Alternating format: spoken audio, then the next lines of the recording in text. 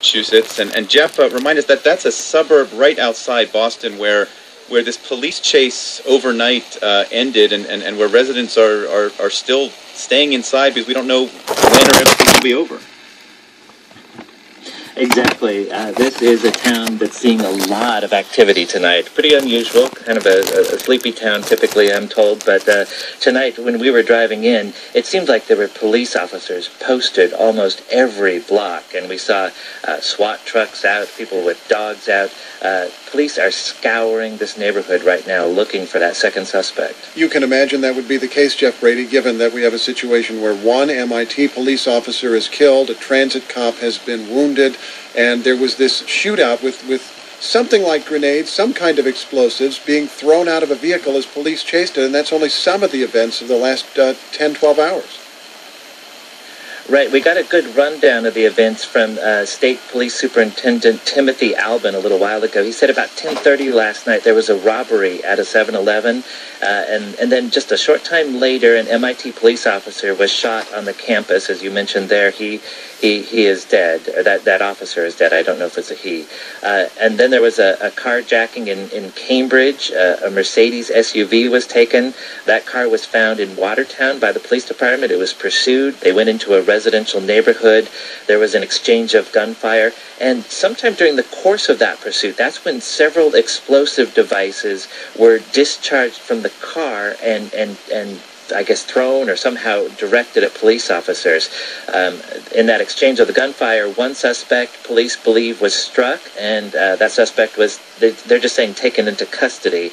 A second suspect fled, and then that active search is underway right now. Is on the loose right now, we believe, and we just heard from our colleagues that police are saying that people should consider this person a terrorist, which, I mean, they're telling people to stay inside their homes. It must be very tense.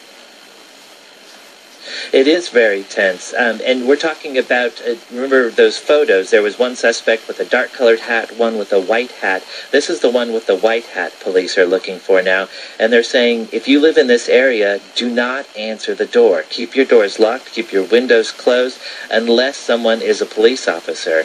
And they're just telling people, do not go outside. This man is likely armed and very dangerous. And these are the two suspects they're talking about. We saw photos of them. Police believe those photos came from the Boston Marathon. They believe these two people were involved. One, we understand, is dead right now, and the other is this person who they believe might have been involved in the Boston Marathon bombing, was in a white hat, and is now on the loose. And it sounds like it's going to be a very tense scene there in Watertown and in Boston. We'll come back to you later. NPR's Jeff Brady, and joining us from Watertown, Massachusetts. Thanks so much, Jeff. Now, all of this began when the FBI released photos and videos yesterday of the two suspects in the marathon attack. Federal officials reportedly sifted through terabytes of data, an unbelievable amount of data, much of it images and videos recorded near the finish line. Now, if you were to sit down and watch it all, it would take one person years to do. However, as NPR's Steve Henn reports, in past decades, technology has transformed how these large-scale investigations play out. In today's society, there are sensors almost everywhere. And I'm not just talking about surveillance cameras, or even things like automatic license plate readers. Most of us walk around with a cell phone in our pocket, and it comes complete with a camera and microphone of its own.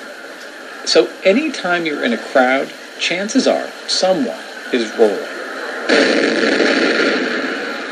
So in Boston, Timothy Albin, who heads up the Massachusetts State Police, asked for help the day after the attack. There has to be hundreds, if not thousands, of photographs or videos or observations that were made down at that finish line yesterday.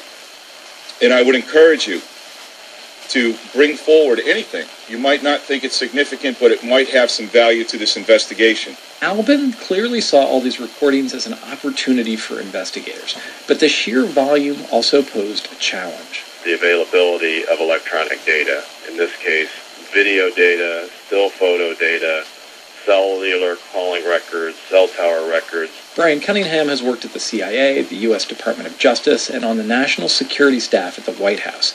Today, he says, some of this information can be enormously valuable, but the quantity can be overwhelming. Most people don't understand that putting more cameras doesn't necessarily yield more information. Alan Shipp is the CEO of a company in San Francisco called 3VR.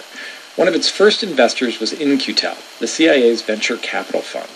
3VR specializes in computerized video analytics, like facial recognition and object tracking.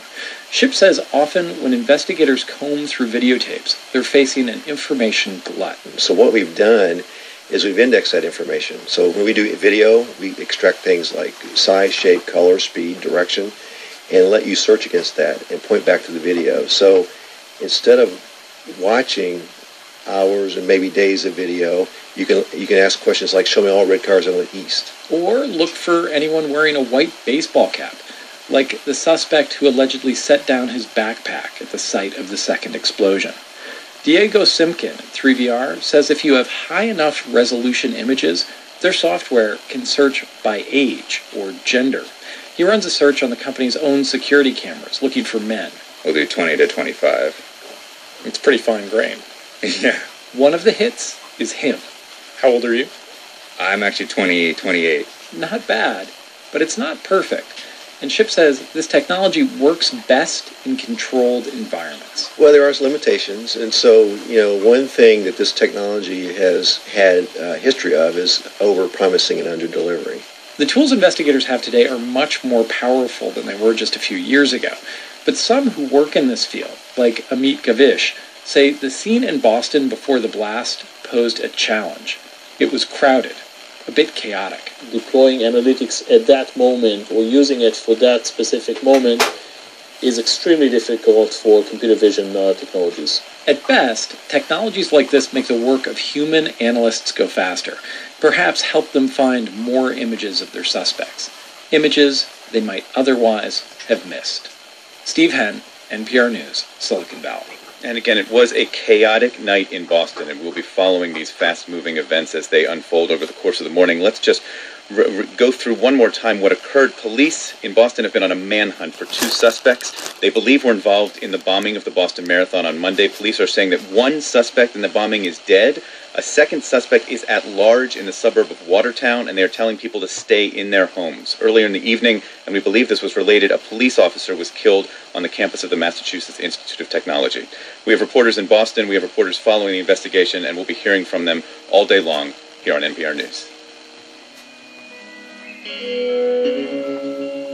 It's Morning Edition from NPR News.